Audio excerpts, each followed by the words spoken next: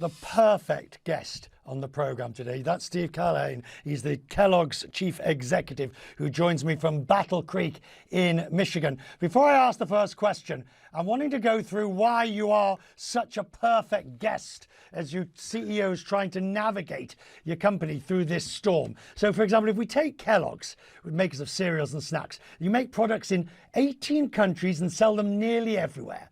And your earnings beat expectations, profits have headwinds. Inflation is shooting up like Pop-Tarts out the toaster. Costs are higher for wheat, corn and other ingredients. You've got supply chain disruptions that have jumping through Fruit Loops to get raw materials and then ship out goods. And the elves on the box of Rice Krispies can't get any help, severe labour shortages. At the same time, the snap, crackle and pop just isn't there. A 3-month strike that you faced last year hurt margins. So Steve, looking at that, you are an example, in a sense, of what corporate America is facing at the moment. And I'm wondering, for you, what is the biggest issue? Is it inflation? Is it supply chain problems? Well, Richard, thanks for having me. That may be the single greatest lead-in I've ever heard, so I appreciate it. And you captured really the challenges quite well. Inflation is probably the biggest challenge because it's inflated. It's in an environment that we haven't seen in many decades. But exacerbating that is the supply disruptions and the unforeseen things that seem to keep happening. You know, the dislocation that happened in the supply chain at the beginning of the pandemic has only really become exacerbated over the last year or so. And we don't really see a way out of that until at least the back half of this year. So it is inflation, it is dislocation, and it is all these things coming together at one time that, you know, we just have to navigate so we make sure that we can keep the brands that our consumers love front and center, affordably priced on supermarket shelves. And that balancing act, you've already, obviously, I mean, you have the choice. As I said, it was a dilemma.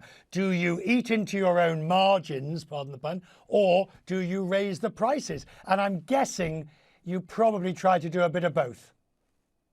Yeah, but more than anything, we try and protect our margins. And our first line of defense against inflation is always productivity.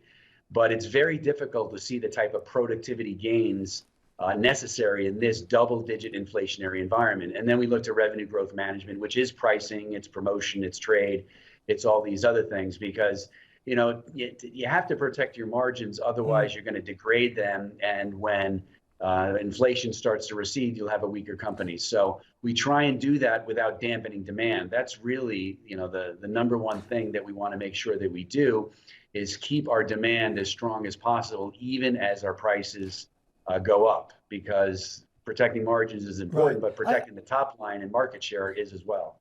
I was looking at the numbers in more detail. The interesting thing, of course, about it is people always say that cereals, biscuits, snacks are counter-cyclical and that you're recession-proof. I'm not sure I always fully believe that, but there's an element of truth in it. But more importantly, you are a mature business with mature markets. How do you intend to grow those markets? Yeah, so if you look at the power of our portfolio, people hear Kellogg and I immediately think the cereal company because that's, you know, how we were born. But it's less than 20% of our portfolio, North American cereal. The brands Pringles, Cheez-It, Rice Krispies Treats, Pop-Tarts had a terrific 2021. In fact, in the fourth quarter, our snacks business in North America, you know, grew over 20%. So these are brands that can grow even though they're mature, because snacking is very much on the rise all around the world. We've also got a very exciting emerging markets business, got a very big business in Africa where the middle class is forming and business is booming. So there's a lot in our portfolio outside of North American cereal, which is quite mature, that is showing terrific growth momentum. And it's why in the fourth quarter, despite the work stoppage that lasted the entire quarter, we were able to still grow our top line in a meaningful way. I have to say I'm a confirmed snackaholic. So I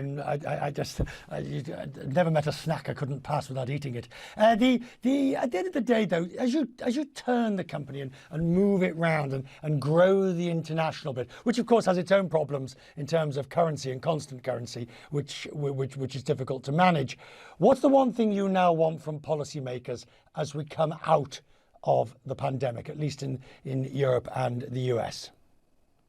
Well, I think, we want certainty. All businesses really require certainty as we plan ahead.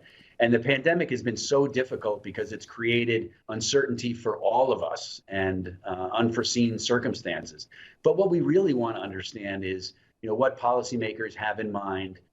Less regulation is better, obviously, but also an understanding. I heard at the beginning, before I came on, a lot of speculation around what the Fed's going to do, what's going to happen. So having an understanding of what's on their agenda and less surprises is really quite important. Steve, it's good to see you, sir. I'm grateful you took time to talk to us tonight. Much appreciated. Thank you.